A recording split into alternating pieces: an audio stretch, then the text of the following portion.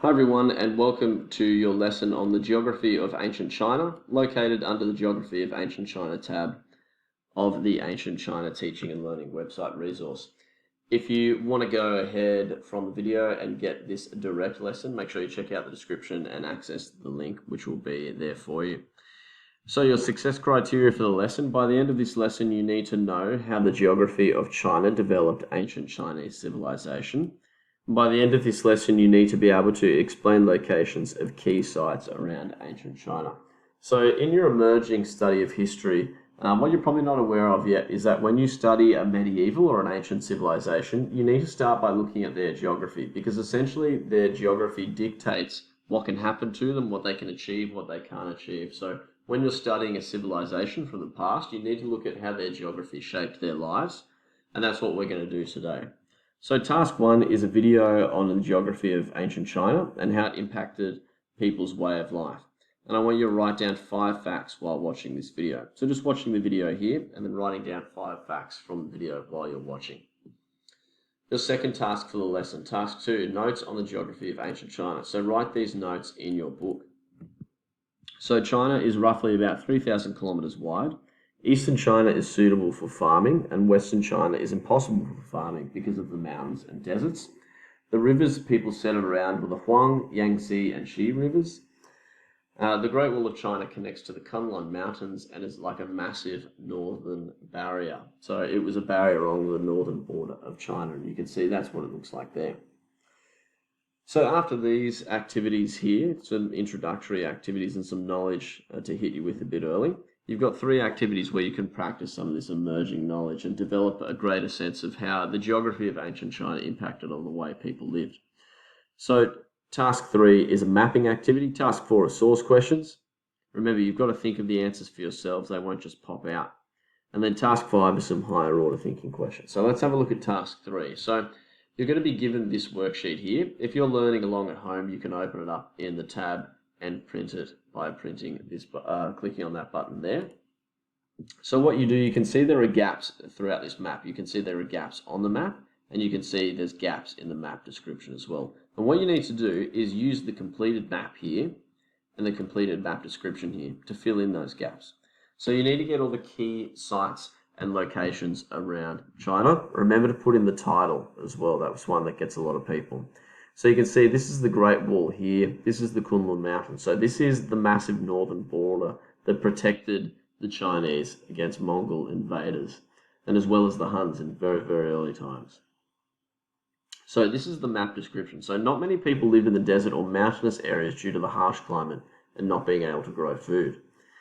The central regions of China were warm, but had good rainfall. So these areas here. This allowed people to grow food, especially near the Yangtze River, which we can see is here.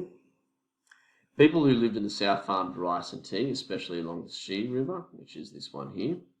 And the Huang River in the north of China flooded regularly and left behind a rich soil for farming called loess. Now, loess is like this really grey, rich soil that people could farm around. So that's why you can see a bit of greenery around here. Activity 4 is sources. So using the sources, so a bit of source work, just 3 photographs here. So answer the questions in your books. So source 1 is a photo of the Yangtze River. So do you think people could live near this location? What evidence can you gather from the photo to support your answer? So I can tell that there's a lot of greenery around, there's a waterway, so people can use, I think people can live around here because it is close to water, and we know that water sustains life. We've got a photograph of the Gobi Desert. So do you think people could live near this location?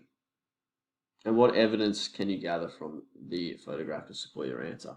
So this climate, this environment looks very harsh and looks very barren and empty. So I'm going to say people probably couldn't live here, and if they were going to, they'd really struggle. There doesn't seem to be any water. There's no clouds in the sky as well.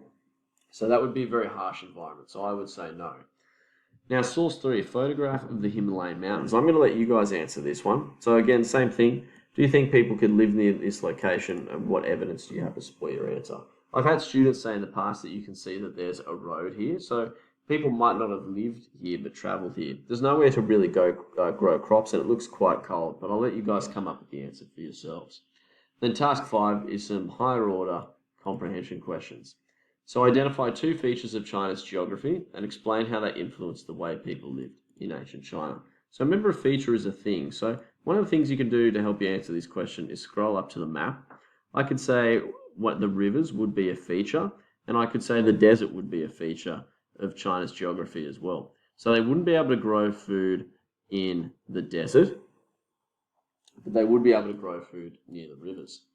How do you think the natural boundaries affected China's contact with other countries? So these natural boundaries are, of course, the Yellow Sea and the Pacific Ocean here. We've also got the Kunlun Mountains, and we've got these deserts as well that act like barriers as well. So China was fairly protected and wasn't in contact with a lot of other empires or a lot of other countries for a really long time. And it was tough to get to China. Identify the natural boundaries that separated China from its neighbours, from their neighbouring countries or empires, and use the map to help. So of course we've got the Tibetan Plateau, we've got the Himalayas, the Kunlun Mountains, we've got the Gobi Desert, we've got the Yellow Sea and the Pacific Ocean as well. So those are your natural boundaries that separated China.